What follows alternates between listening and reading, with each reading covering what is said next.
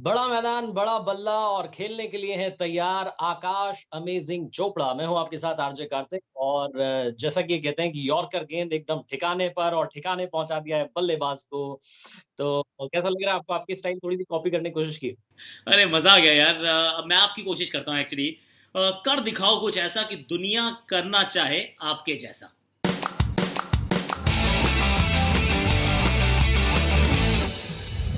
अभी जो वक़्त है, जो लॉकडाउन का टाइम चल रहा है, मुझे ऐसा लग रहा है कि अगर ये लॉकडाउन नहीं होता तो आज आप अपने क्रिकेट मैच के लिए तैयारी कर रहे होते, स्क्रिप्टिंग कर रहे होते और मैं इस वक़्त फ्रांस में होता। मेरा घूमने का प्लान था, टिकट्स तैयार थी, तो क्या कर सकते, घर में बैठा हूँ आपसे बात कर।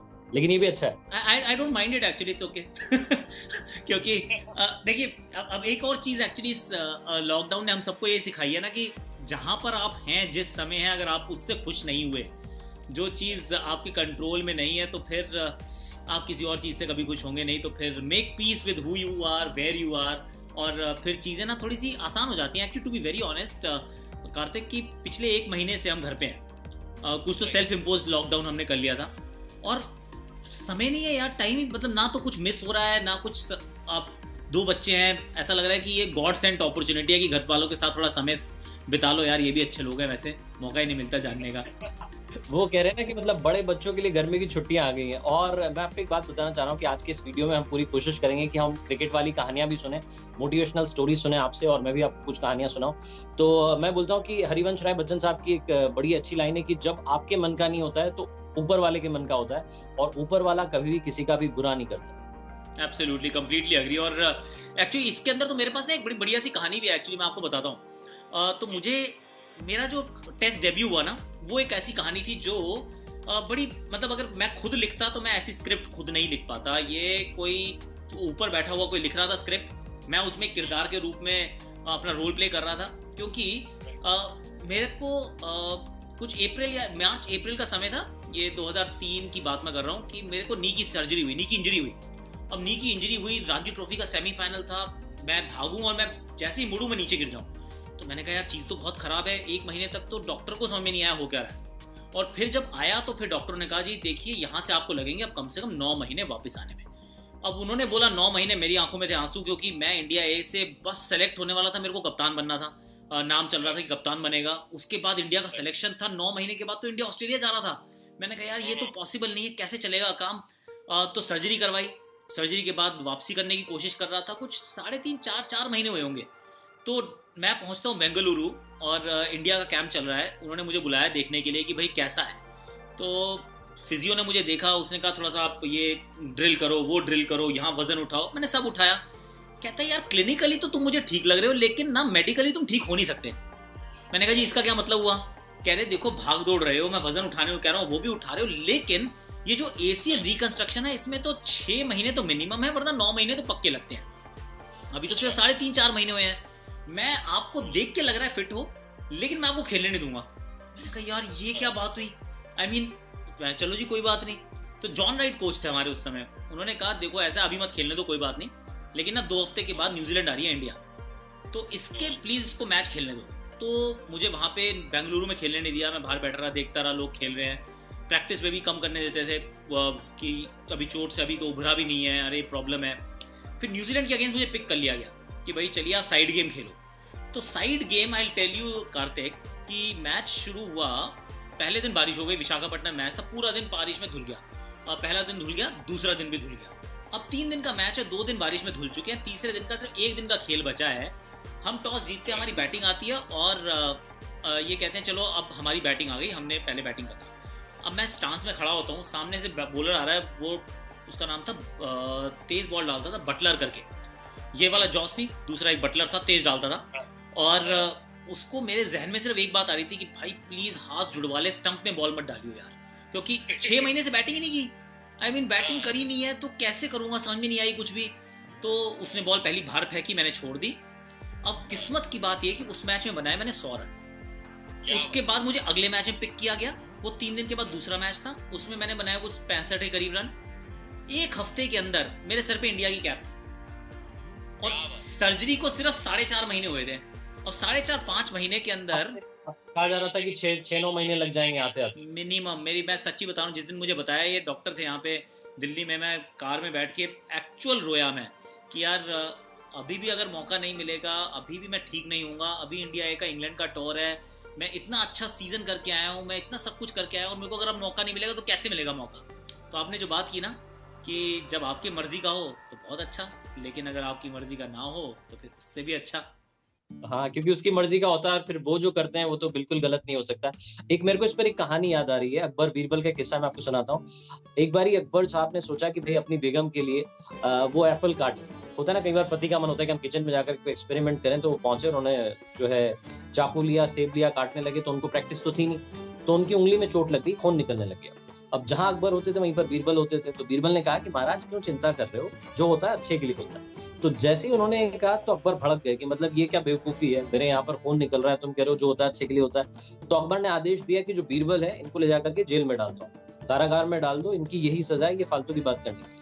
अब बीरबल जेल में चले गए, कालकोठरी में डाल दिए गए।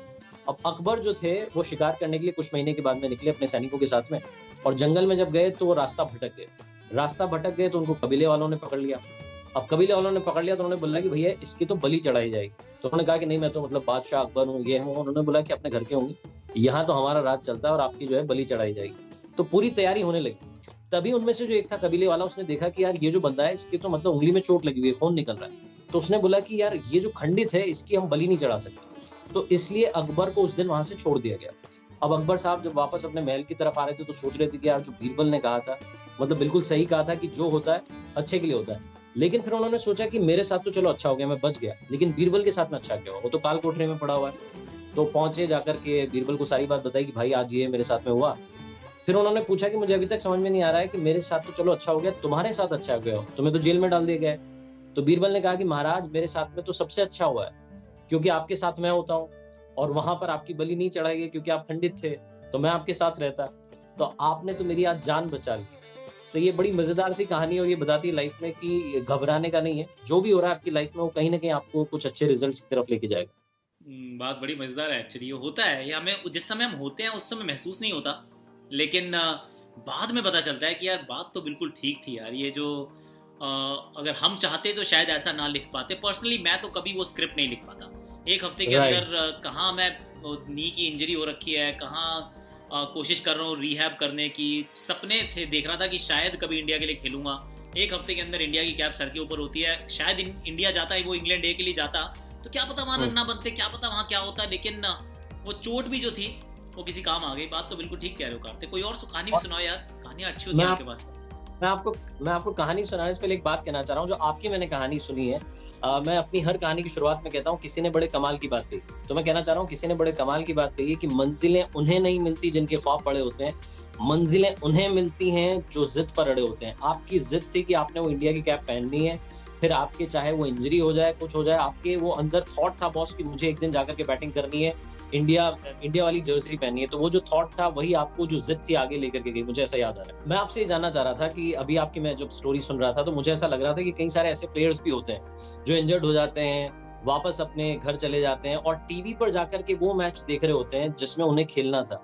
ये किस टाइप का होता है? कोई कहानी है आपके पास इसको लेकर? ये बहुत सारी हैं एक्चुअली, क्योंकि ये तो मतलब भुक्तभोगी हैं हम सारे के सारे कि सबको चोट कभी ना कभी तो जरूर लगी है। और जब चोट लगती है ना तो होता क्या है कार्तिक कि आप तो जैसे अभी तो फिर भी लॉकडाउन है, लॉकडाउन में आपको पता है कि मैं भी घर पे हूँ, मेरा पड़ोसी भी घर पे है, मेरे पड़ोसी का पड़ोसी भी घर पे है, तो हम सारे घर पे हैं। अब जब हम सारे घर पे है ना तो हम वो कलेक्टिवली वी फील बेटर कि भाई मैं तो अगर बुरे हालात में हूँ तो बाकी सभी मेरे साथी हैं। तो कई बार होता है कि आप अपने दुख से कम दुखी होते हैं, दूसरे के सुख से ज्यादा दुखी होते हैं। यहाँ पे तो अगर सारे दुखी हैं तो आप एब्सोल्युटली एट पीस हो कि भाई मेरे साथ कुछ गलत नहीं हो रहा, हम सब एक जैसे हैं। लेकिन जब चोट लगती है ना तो आपको लगती है चोट, और आप एक ऐसा लगता है जैसे किसी ने केव में आपको डाल दिया, गुफा में डाल दिया।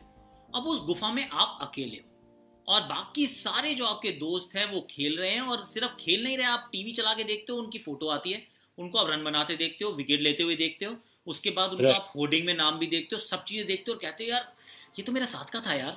मतलब अगर मेरे को चोट नहीं लगी होती तो मैं कुछ और कर रहा होता। इनफैक्ट इसकी एक बड़ी अच्छी कहानी युवराज सिंह की कहानी है।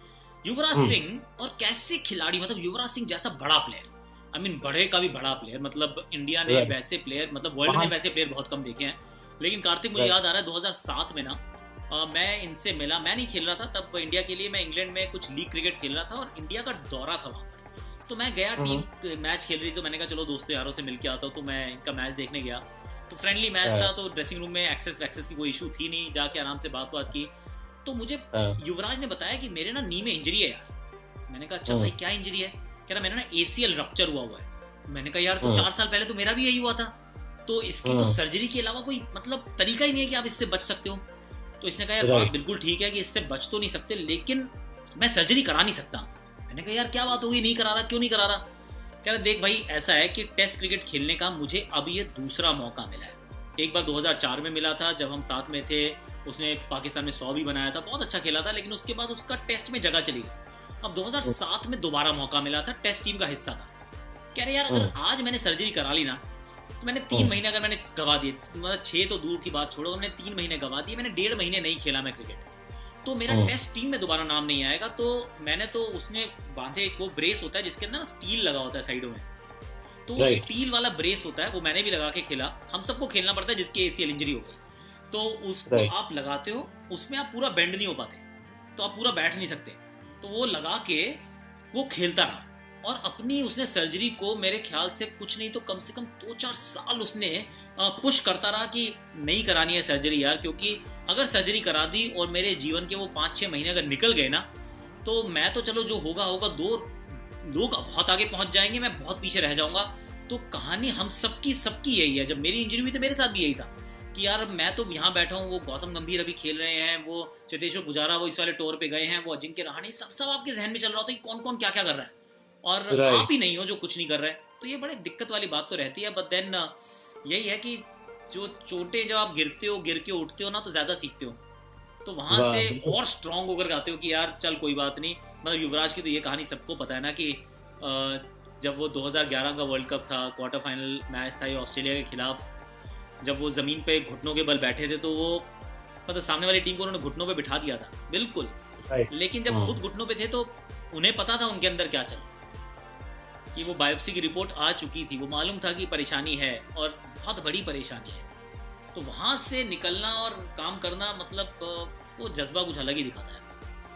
लेकिन वो कहते हैं ना, गिरते हैं शेर सवारी मैदान जंग में, वो तिफल क्या गिरेंगे जो घुटनों के बल चलते हैं। लेकिन एक चीज और है जिसके बारे में मैं बात करना चाहूंगा। क्रिकेट में प्रैक्टिस बहुत बड़ा रोल प्ले करती है। प्रैक्टिस को लेकर के आप कैसे देखते हैं? क्योंकि कई सारे क्रिकेटर्स हैं जो चाहे बारिश हो रही हो बाहर, लेकिन तब भी उन्हें प्रैक्टिस करनी है तो करनी है, वो मौसम भी उनके आड़े नहीं आता है। देखिए मौसम आड़े आ नहीं सकता, क्योंकि आने नहीं देना है। क्योंकि एक चीज मुझे राहुल द्रविड़ ने बड़ी अच्छी बात बताई, कार्तिक का। राहुल से कभी आप पूछो ना तो कहते हैं अच्छा कितनी प्रैक्टिस करते हो?